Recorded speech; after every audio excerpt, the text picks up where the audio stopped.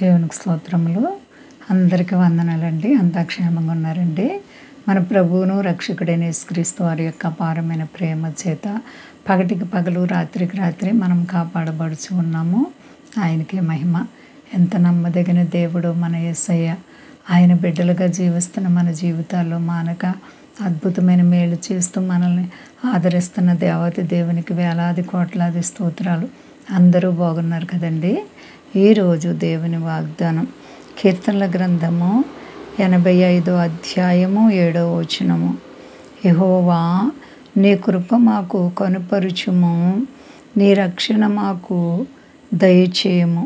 దేవునికి స్తోత్రం. హల్లెలూయా. ఎంత గొప్ప వాగ్దానమో చూడండి. ఇక్కడ మరి యెహోవా నీ కృప మాకు కనుపరుచు. దేవుని కృప నీకు కనపరచబడాలి అంటే దేవునితో నీ జీవితాన్ని కట్టుకోవాలి. మెత్తని మనస్సు కలిగి ప్రేమగల దేవునిలో నీ హృదయపూర్వకముగా మొర్రపెట్టినప్పుడు, ప్రార్థించినప్పుడు ఆయన కృప నీకు కనపరుస్తారు. ఆయన గొప్పతనాన్ని నీకు బయలుపరిచి నీకున్న అవసరతలను తీరుస్తారు. ఆయన సర్వాధికారి అయినటువంటి దేవుడు కాబట్టి ఆయనకు భయపడుతున్నావా? ప్రియ సహోదరి సహోదరా, ఎంత నమ్మదగిన దేవుడో చూడండి. నీ రక్షణ మాకు దయచేయము. దేవుని రక్షణ ఎవరు కలిగి ఉంటామో? దేవునితో లోబడి దేవునితో నడుస్తూ దేవునితో జీవిస్తూ ఉన్నవారికి ఆయన రక్షణ మనకు కనపరుస్తారు. రక్షణ ఎంత గొప్పదండి. ఈ లోకంలో వెండి బంగారాలు కానీ హోదాలు కానీ రక్షణకు సరిపోదు. రక్షణ చాలా గొప్పది.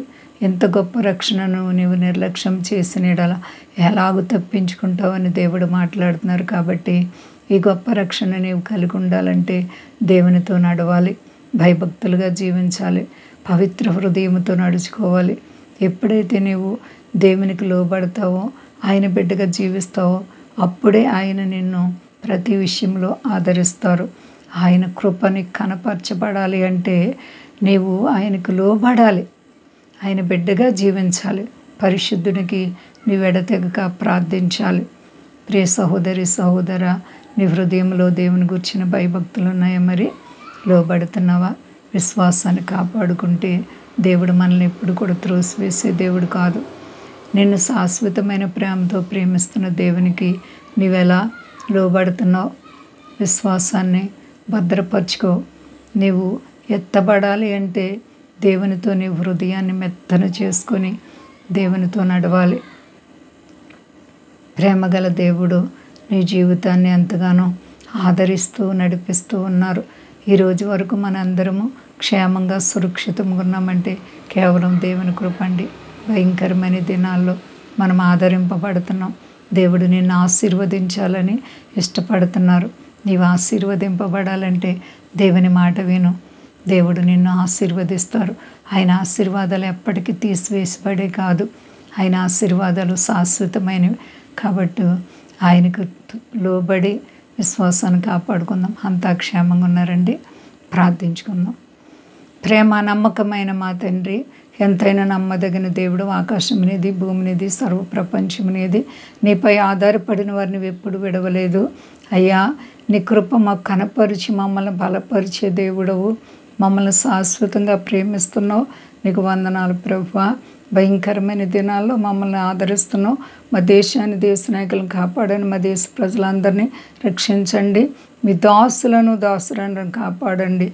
వ్యాధి బాధలు, కష్ట నష్టాలు, రుణాలతో ఉన్న బిడ్డలకు యేసు నామములో విడుదల కలుగును గాక. అందరికీ క్షేమాన్ని ఇవ్వండి ప్రభువా.